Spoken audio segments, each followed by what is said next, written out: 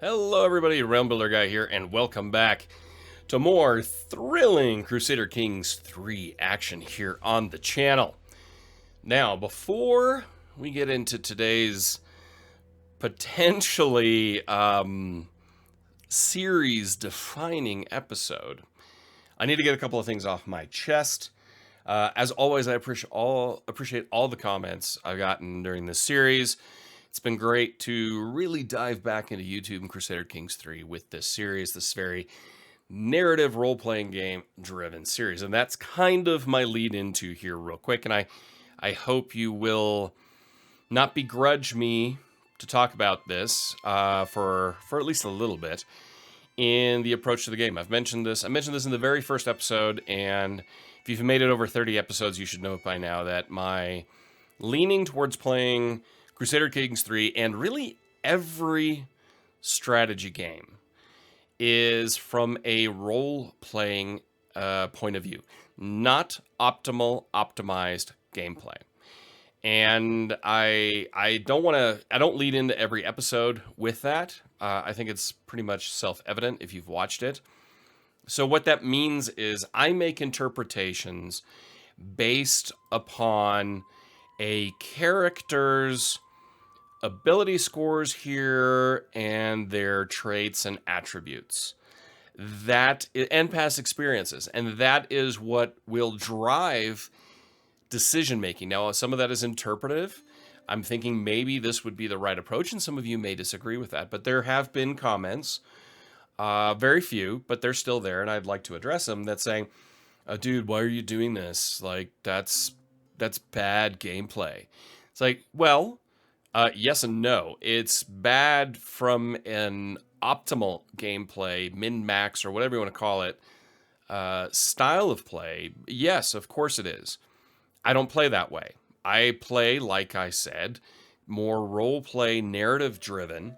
If you don't like that, that's cool. It's not for everyone. A lot of people play games, strategy games, to win at it. I don't see Crusader Kings as something I win at doing. It's something that I enjoy doing, and it's such a game that can really tell a story that you enjoy and remember.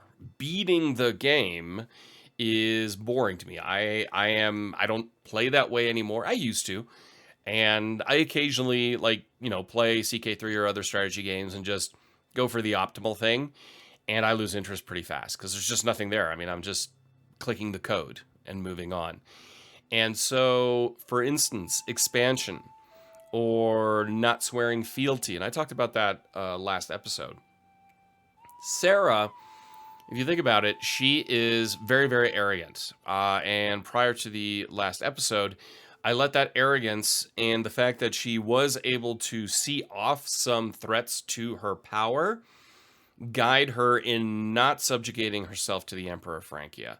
And that put her in a position of weakness and essentially cost her the heartland of the Duchy of Anjou.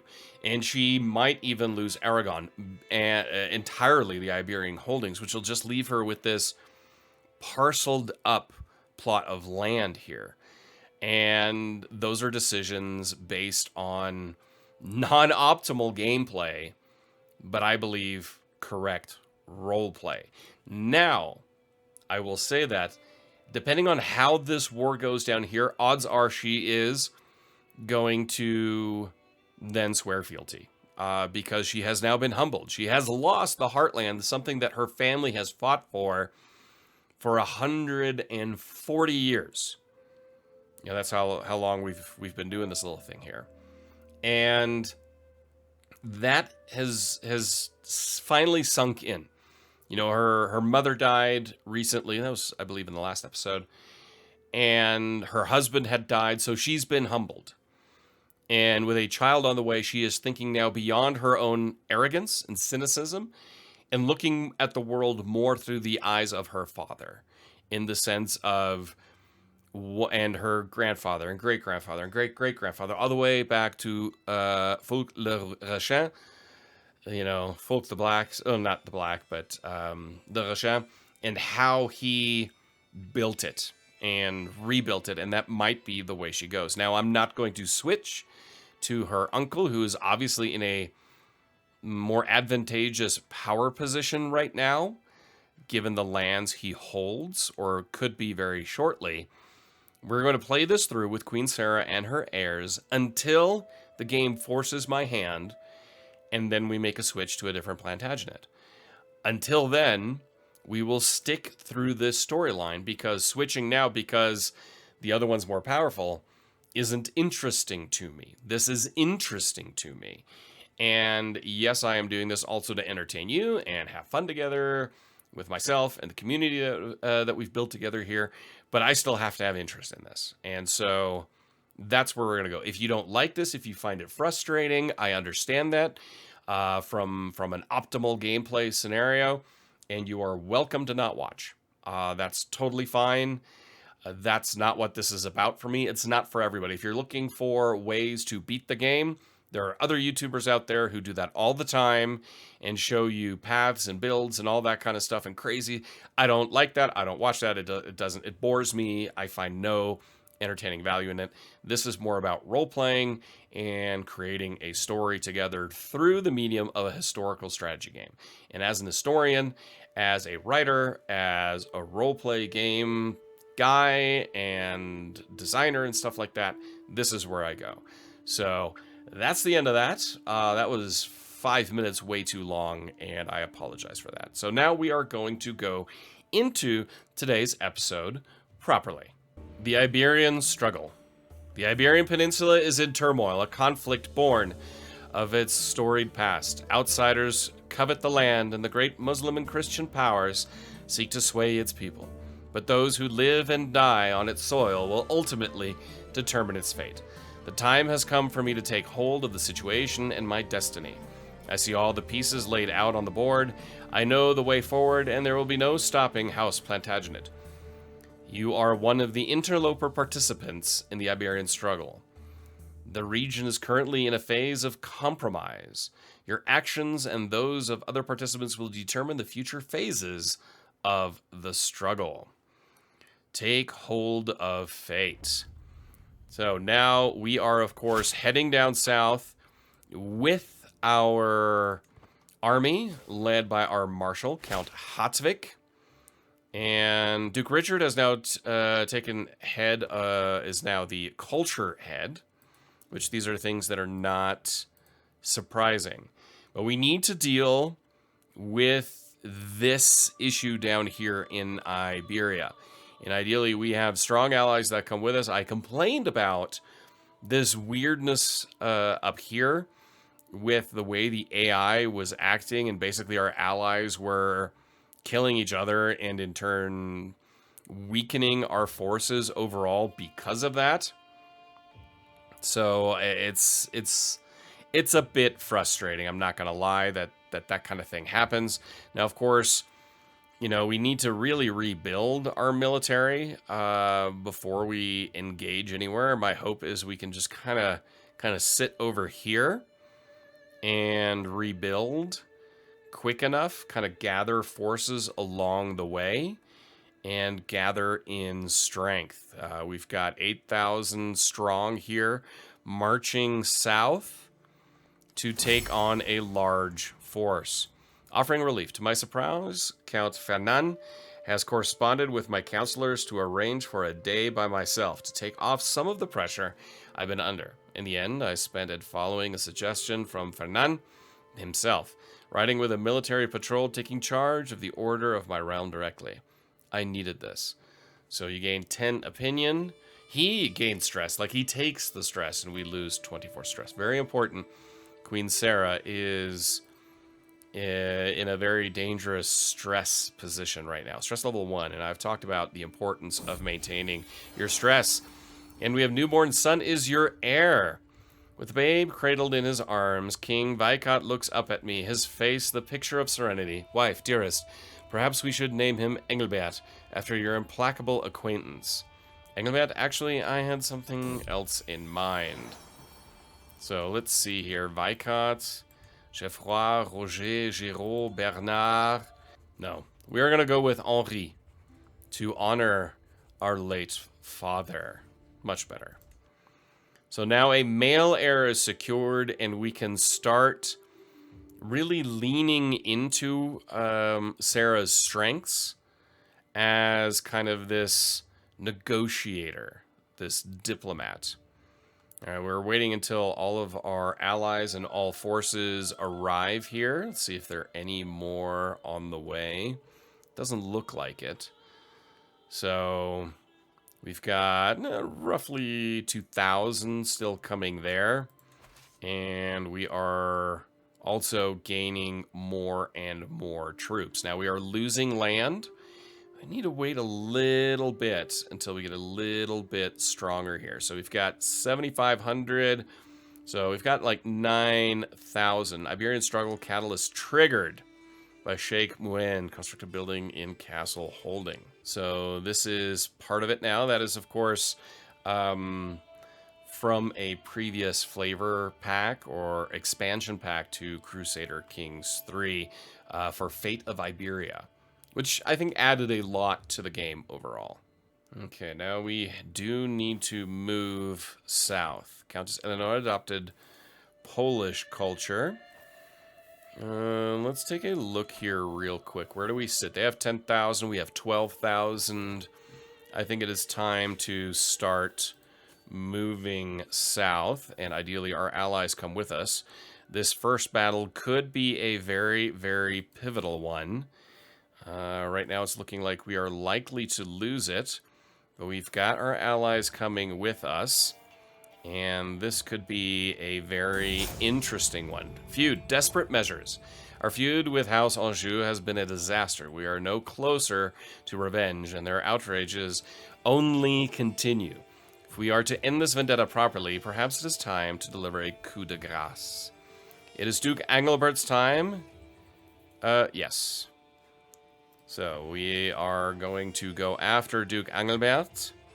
Now this has switched to being close to us, and the battle has commenced. And this will be a tight affair. We've got 900 more troops coming all the way over there.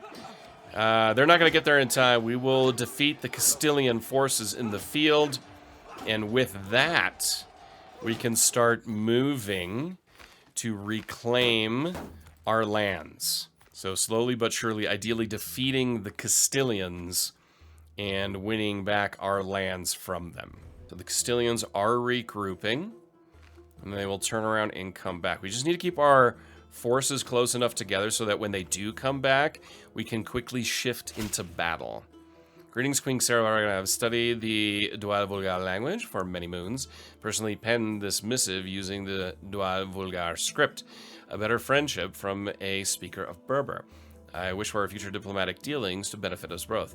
He learned the Dual Vulgar language. Impressive. Send my regards. Ha! His vain attempt at gaining glory is laughable. So she's paranoid. You know, she's going to add the stress. That's not good. We've been overwhelmed by stress. We need to deal with it. But, yeah, we got to do that. I have discovered that Count Hotfix's inherited contract obliges him to more than you have collected. Time to right this wrong. Excellent. So the enemy is gathering. Ideally, we can win this siege quicker. Murder. Secret tunnel. My agent Raymond approaches me with a bunch of parchment clutched in his hands. I found old architectural sketches of the Duke's castle. They might be a bit outdated, but look here. It looks like a tunnel that we can use. Okay, so once this siege is won, all right, it is won. Now we're going to move our forces south, put them together, and then if they come down to engage us here, there's a chance. At least a chance. No. Stay where you are. Do not split off. Let's wait for them to come. They are going to come.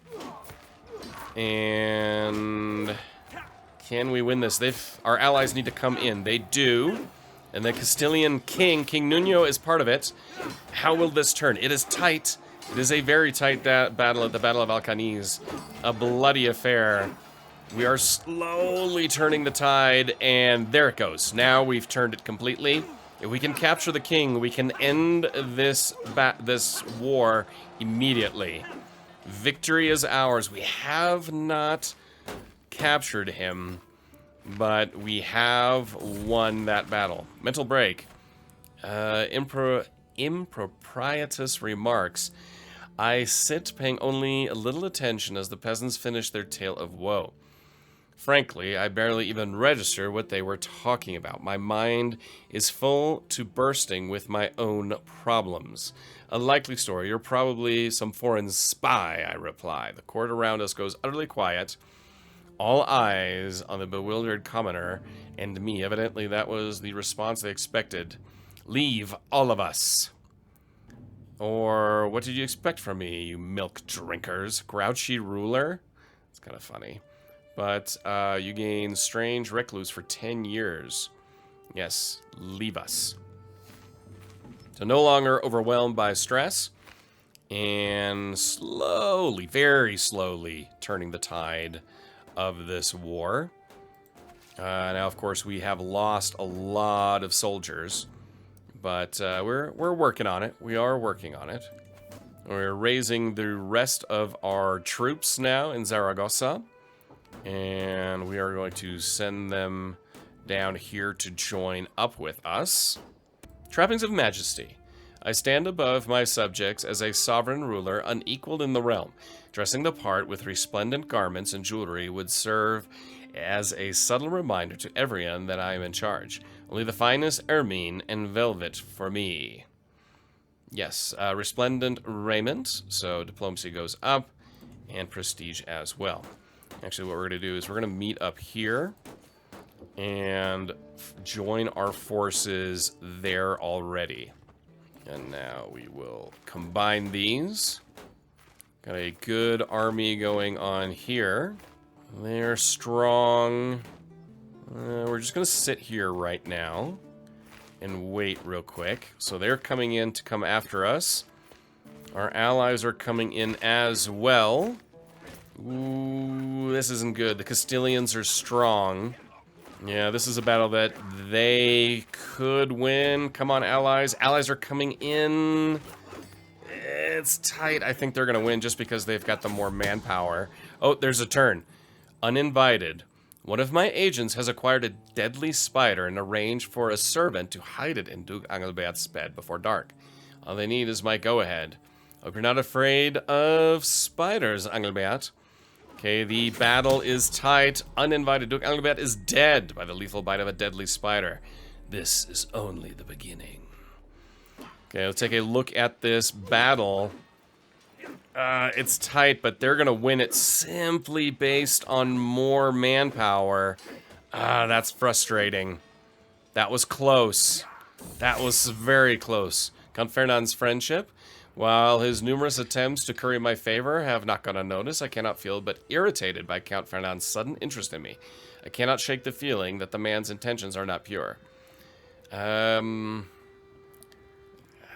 see. I mean, paranoid. We gain stress from this. Why cannot just leave me in peace? So unfortunately, we have lost this one. Feud, the next enemy. Hateful House d'Anjou is now in the hands of Arnaud. Duke surely has just as wicked as his predecessor. Everyone knows of Othan's killing of Fulk. But what of the future? Nothing changes. Anjou dogs are all the same. We gained a rival. We've lost that one. Escape. My prisoner, Count Manrique, has escaped my dungeons. The guards had nothing to say in their defense, but the damage is already done nonetheless. Curse you, Manrique. Okay, so let's pause this real quick. We've, of course, lost that battle. And writing history, so commission epic decisions. So a decision lets a character trade gold for prestige. So we're going to go down this, and diplomat will be the next one after that. So we lost those battles. Let's see who else we can count in. So now we have to call in more of these house members over and over again, which is very, very frustrating. But ideally, this just brings them into us. Now we can station a man-at-arms regiment. Oh, everyone is unstationed, so let me do that real quick. Now, we can't do it while the army is raised, of course.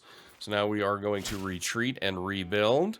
And now our house members are going to come back, and I had called them previously, but this struggle will go on for a bit. So now it's about rebuilding our forces back and then turning around and going after them. What I am going to do, we need to move our rally point, and I'm just going to put it over here on the coast. A crop of new ideas. Sheikh Mustafa's capital is truly prosperous. The peasants of Al Bunt are fat and happy and productive. The Muslims have brought a new crop to their lands. Rice is easy to grow and feeds the people well. Is this part of their success? I wonder. I would not mind more productive peasantry myself. Perhaps I should establish rice fields in my own capital. But how should I get started? Goal will loosen his tongue. No, arrogant, paranoid, that's just too much. Surely he would gladly share with a friend? I mean, stress goes through the roof. Secret will be mine. Send an agent. I think that sending an agent is the nice ones. Count Zaragoza gained rice fields for 20 years. Okay, so we are rebuilding our armies now and waiting for more allies to arrive. And then hopefully we can go after this. But keeping that war score as down as far as possible is key. The lure of language. Ruling the multicultural kingdom of Aragon comes with its own set of challenges. Foreign subjects often feel alienated when they cannot speak their native tongue in court, breeding resentment. My steward, Duke Pere Ramon, suggests that I could significantly improve relations with my Catalan subjects by learning to speak their language alongside my own. Time to hit the books. I mean, it says because she's arrogant, she wouldn't do it. They can learn our language. Why bother? Angevin is clearly superior. This, I do believe, leans into her arrogant nature. We have some allies on a boat here. Are there more allies coming somewhere, anywhere? Anybody? A few more allies are gathering. It's not quite there yet in terms of a force strength, I don't believe. Let's take a look. Where does he sit right now? He's got 7,800. So we're just going to wait until our military is a bit more rebuilt, and then we will turn towards them. I think we can almost get there. We have 692 coming here. Is there any more coming? No. I don't see any more anywhere here right at this moment. So we're going to wait until our allies land. They're going a very long way. Shadow is a rodent killer. Keep up the good work. So we were rat-free for 5 years. It's a huge health boost. Pregnancy. A child is growing in my womb. My husband, King Viscount, will be proud. Good. More and more children. Schemer discovered. My spy master has come to me with grave news. It is Berengaria de Rennes, a noblewoman of Van, that is plotting against my knight, Ano Miro, the contemptuous fiend. Alright, the one thing I am going to do real quick, we're going to hit pause, and we're going to take a look and start playing a little bit of a game here. See if we can arrange a marriage with Eleanor and alliance power. Nobody really wants her. Oh, that's a bummer. So we're not going to worry about that right now. But she is also... Well, the problem is I'm not the liege. That's part of the issue we're dealing with here. But we're going to wait until all of our allies are gathered. And then we are going to go after the Castilians full force. So another Iberian catalyst triggered. So Zaragoza, our capital, is under siege. And now, once our full forces are there, I believe it is time that we move against the capital with all of our allies. And we are known for our dedication to faith. Excellent. And push for some very decisive battles here at Zaragoza, which, of course, is our new capital after losing Angers. So right now, it's chances are even. Now it's saying we will lose. Now it's saying we will win decisively. So they are retreating into a more defensible position, but we have caught King Nuno. And now all of our allies are going to streak in. They've got a few more coming in as well, but it's going to be in vain and too late for them to change the tide of this battle Capturing the king would be huge. Do we do it? No, we do not. But we are going to send our troops here south. We're going to siege back our lands that the Castilians had taken, and then we're going to head into the Castilian heartland. So we've got 4 months to get Albarracin back. And then when we do that, we are going to move here into the Castilian heartland and go right after their capital. We have a daughter. Our relief is great. My joy is even greater. Let's see. Sophie Esclamond. Another Eleanor. Stephanie. Yes, I like the name Stephanie. Personally, I really do. I see a Castilian force is coming from the north, moving further south. Right now, we definitely, especially with our allies here, have the upper hand. They are once again besieging Zaragoza. They will not win that siege.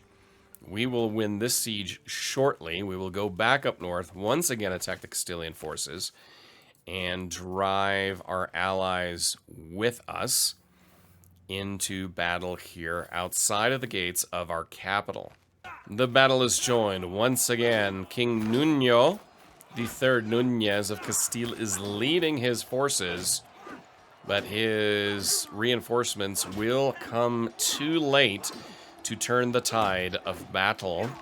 And another victory in the field here. Excellent. A claim on Evreux for months. Richard, Earl Richard, suffrage bishop, has been digging up spurless contracts and fabricated histories.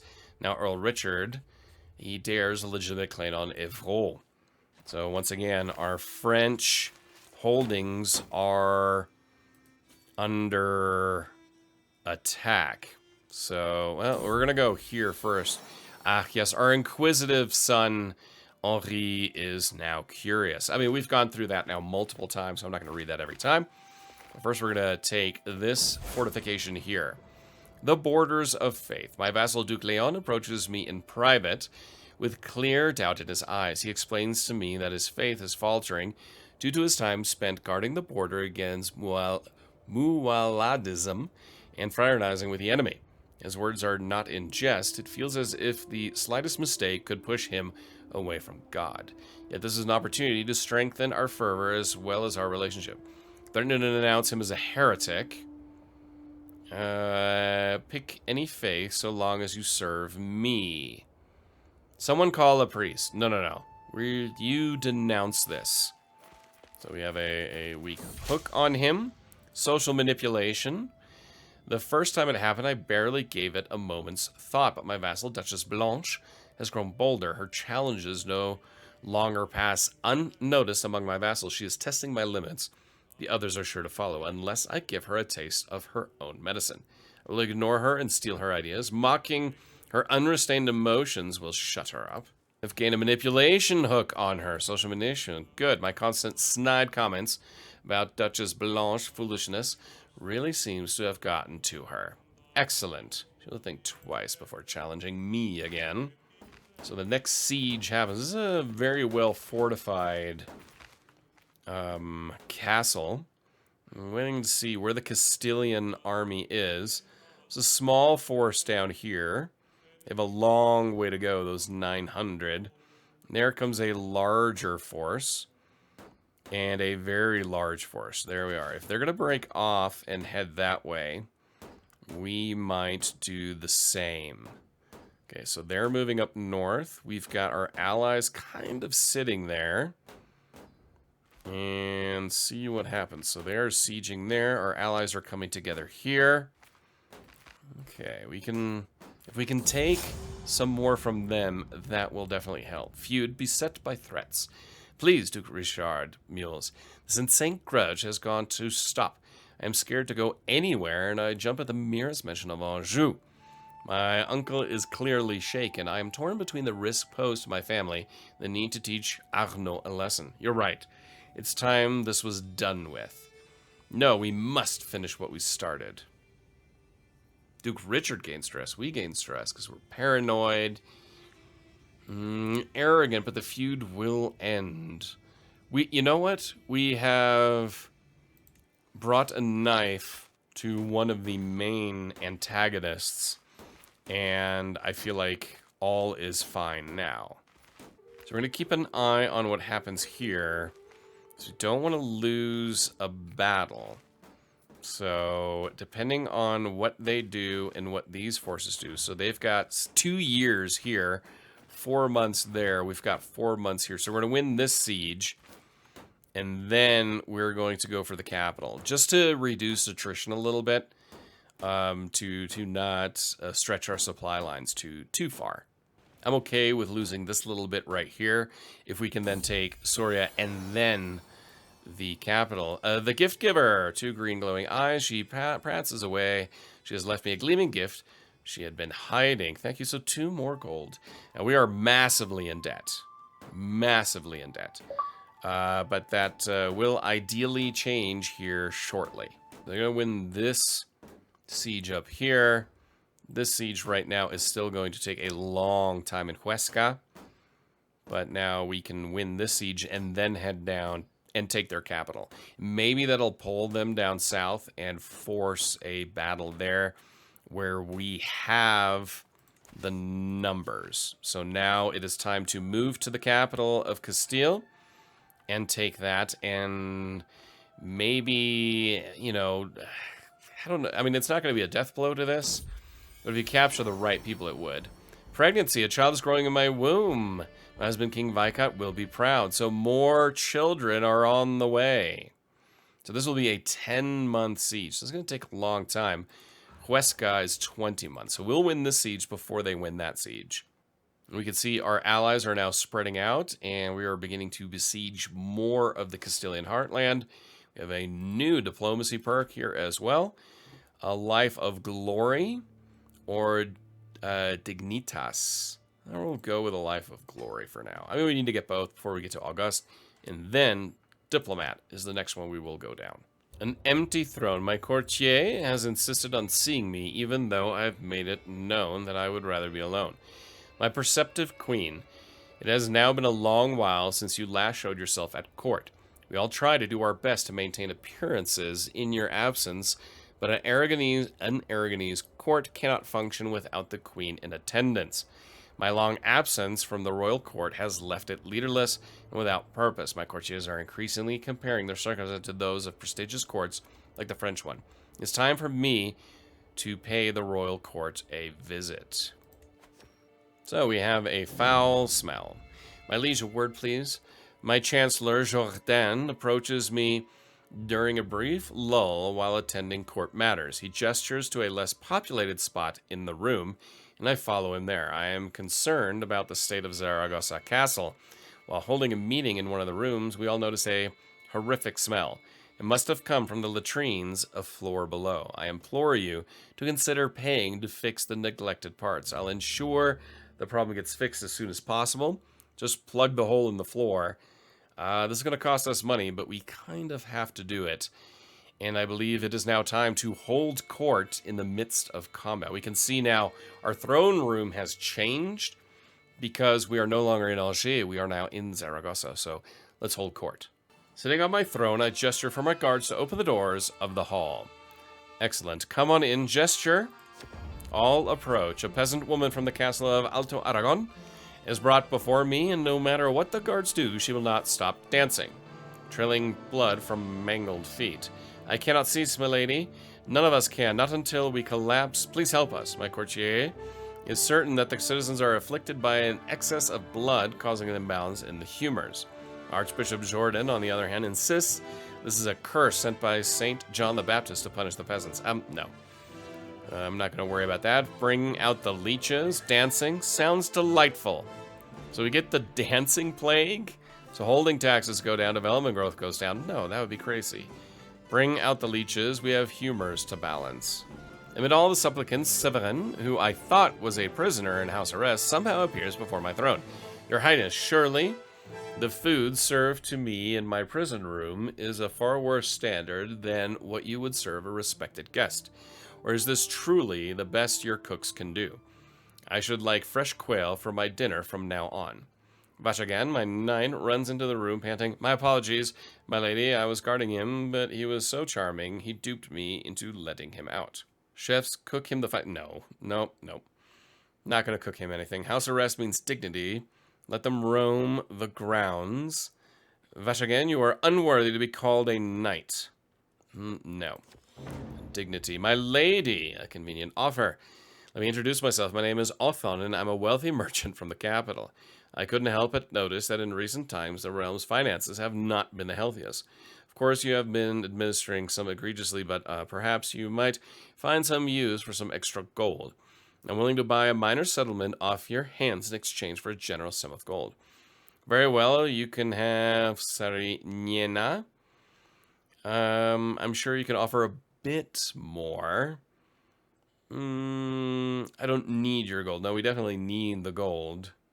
So we're going to try this. So he spent 150 and he paid 250, and that is the end. My business here is done, and court is adjourned. So now back to other matters at hand that I was looking at before, and that is the marriage game. Finding a spouse for our child. And we're going to go down alliances. Now, Henri is 3 years old. I'd say anybody 2 or, between the age of, let's say, 1 and 5 would work. Older, I don't know. Princess Mary of Scotland, I mean, she is comely. That's actually not bad. It would give us an alliance with the Kingdom of Scotland, which would be good because that gives us someone on the north side of England if and when we would need it. So the Scots are in the realm. Who else do we have here? The Kingdom of Lotharingia is also a potential. The Duchy of Barcelona, no. The Isles, don't really care about that. Duchy of Murcia. The Kingdom of Galicia. That's an interesting one. The Galicians, that, I kind of like that. I mean, there are no claims. I don't really care about the claims. But a Galician, she is young, she is intelligent, she is Castilian, and this would be an excellent match. This would be excellent. It gives us an Iberian, a powerful Iberian ally in the Kingdom of Galicia. So we will send that proposal for sure, and then we will look at our Princess Stephanie as well. And here we will look at alliance power. Scotland, the Kingdom of Norway. So she is 1. That's maybe a little bit too much. We've got Babenberg, Duchy of Jülich. We have the Duchy of Greater Poland, so we could go down that route. Here we've got Duchy of Lower Silesia. Actually, I think what we're going to do here, we're going to hold off with her right now, since we have now added a good ally. The alliance has been formed, and we're going to immediately call him in. Essential proposal. Whenever I go, my guest Clemens is sure to follow. Who's Clemens? Wow, he's pretty powerful guy. I mean, he's got great abilities here. That look in his eyes, the words on his lips, I know exactly what he is after. I will keep him close, very close. A distraction for tonight, but nothing more. Let's see. I am arrogant. He is a loyal traveler, rough terrain. He is a guest. Actually, I wouldn't mind keeping him around, to be perfectly honest. So, how sweet, but no. I will keep him close, very close. He might become a lover. A distraction for tonight, nothing more. The sound of your voice is the life-giving sun of my world. My heart yearns to feel your lips touch mine, that I may know if your prowess carries off the battlefield. May our love grow and flourish evermore. The appreciation I feel towards Clemens for writing me such a poem pales in comparison to the passion with which I thank him. It was as sweet as it was flattering. All right, we've now gotten a very powerful ally into the war. And our Pomeranians, we're going to call the Pomeranians again. And at this point, I believe we will be winning this war. It's looking very good, at least. We can win the capital here. Again, our allies have agreed to come. Whether or not they come, we'll see. But we have a very large Galician army mobilizing. So bookending the Castilians now with this is huge. Now, they have a large army here with 9,000 coming in. We've got 6,000 sitting here, 5,000 here, another 7,000 coming. They're going to come to their capital, which should trigger our allies to move in as well. And let's see, where are they going? They're heading up north. The Galicians are coming in. We capture the capital, and then we can move with all of our allies to go after the Castilians. That would be perfect. Just a few days left here in the siege of Segovia. And there we have done it. We have taken King Nuno's sister hostage. And the war is over. The war is over, and we have defeated the Castilians in what is really an essential war here. My daughter, a new daughter, is born, and we will name her Sarah. After me? Yes. Another Sarah. So now the decision time has come. Should we swear fealty to Francia or not? The Frankian forces is 17,000 under Duke Julien. Our alliances now sit at, well, I mean, they're good, but they're not great as we rebuild. So we could swear fealty at this point to Francia and become part of the empire, because eventually they're going to go after our lands up north. There's no doubt about that. And we cannot take on the Frankians directly in this vein. Now, we could just say, forget France and focus simply on Iberia, expanding here together with our Galician allies, and really have the Plantagenets be an Iberian powerhouse. But I feel like that is a decision for a different episode. So, as always, hit that like button now that we've defeated the Castilians. Let me know your thoughts. And again, I apologize for the rant at the beginning of the video. I will never bring it up. I think everybody knows now the style here behind my channel. Until next time, I'm Rambler Guy, and I will talk to you soon.